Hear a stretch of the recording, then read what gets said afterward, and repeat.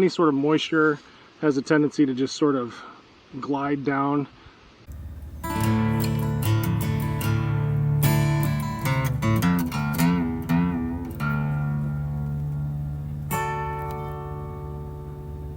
Hey, welcome back. We're going to do a quick update today. We're going to talk a little bit about our Norway spruces and our white pines. We're essentially 2 weeks removed from when we replanted some of those from a previous line. And so we're going to do an update on that. I'll take you out there and see how those are progressing. We're also going to do some watering today. So had some pretty good rain the last few weeks, but we're just trying to do some supplemental watering where and when we need to. And today, just going to be doing some hand watering with 5-gallon buckets. Can fit 12 in the back of this, and we usually give each tree 3 or 4 pints of water.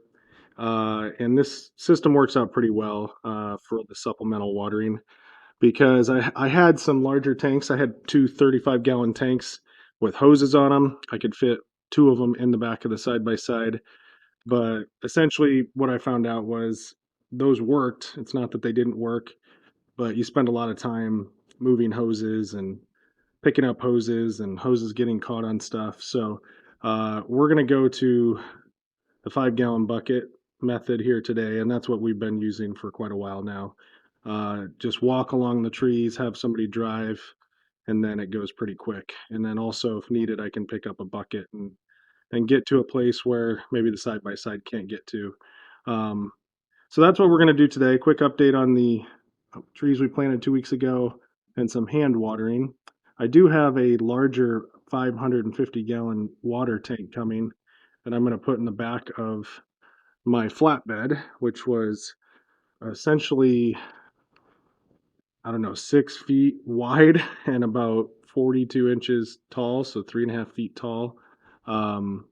That's going to be a beast, and that's going to make a big difference because what we're going to do from there is we're going to set up a 5-gallon bucket and drill a hole in the bottom of each bucket, or the side of each bucket at the bottom, I should say. And then we'll just be able to fill those 5-gallon buckets with the larger water tank. And that's really going to make a big difference. That's going to help us uh, get our root systems more established, where they have a constant drip line essentially for the water. And so, yeah, that'll be in the future. I think that tank comes later this week. And so we'll get it offloaded, we'll get it put into the flatbed, and that'll be great going forward. And I'll do a video on getting the 5-gallon buckets set up for the trees and what that entails.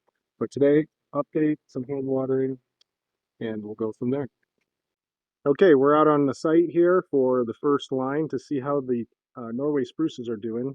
And I'll flip the camera around here in a second. But essentially, when you look at these lines on video, these tree lines, we didn't replace all those trees, if you remember from the previous videos.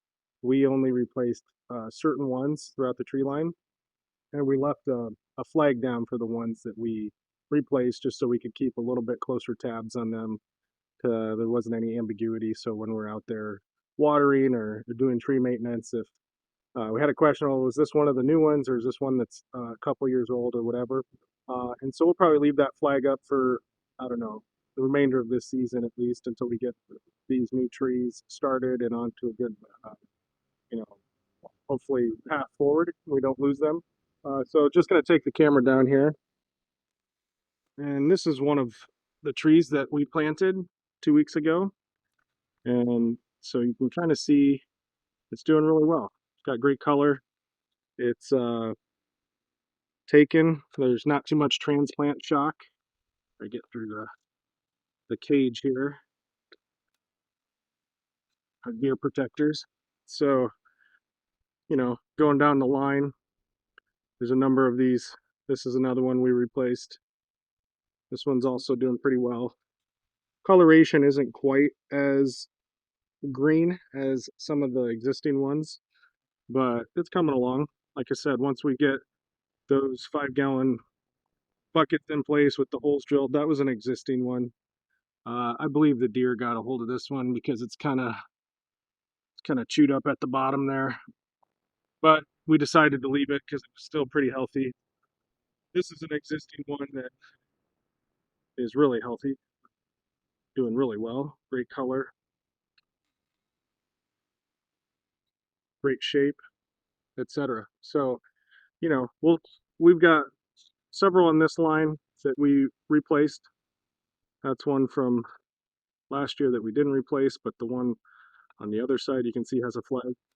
So we'll check out this line, kind of see what we need to do in terms of the watering for today, and then circle back and see how everything's doing. So far, pretty happy with how everything's looking. It doesn't look like we've lost any of the white pines or northern spruces that we planted 2 weeks ago. So up to a good start.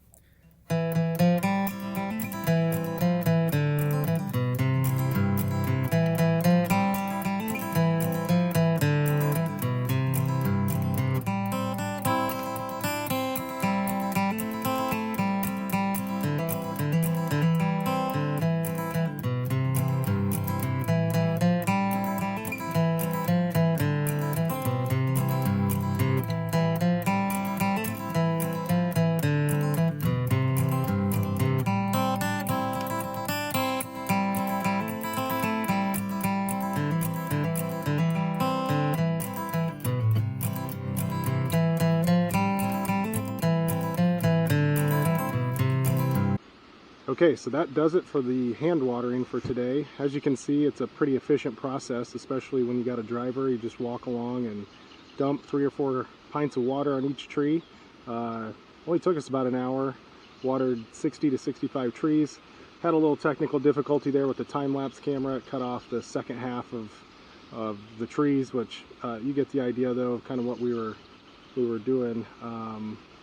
We have another week or so until our 550-gallon tank arrives, and so we're going to get the 5-gallon buckets set up around each of the trees, with the method of drilling a hole in each one of them, and then we'll use that 550-gallon tank to just go around to each tree and put in 5 gallons at a time, and hopefully eliminate most of the hand watering that we have to do, give the trees much more moisture to work with in between rains. And just ensure a better start and healthier tree.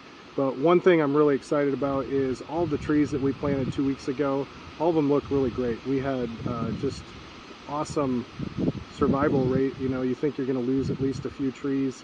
Some of them won't take, some of them won't, they'll brown up right away or whatever the case is.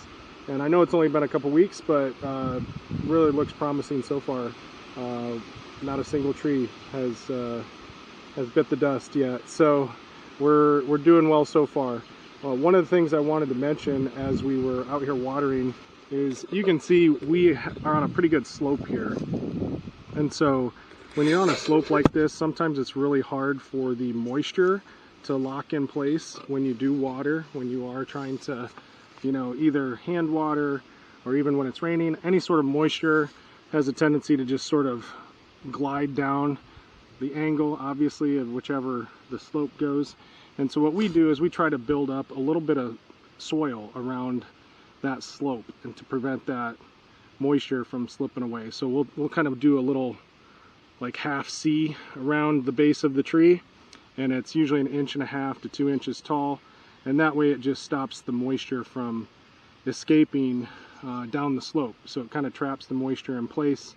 So that would be a tip for you if you're dealing with any sort of hill or slope.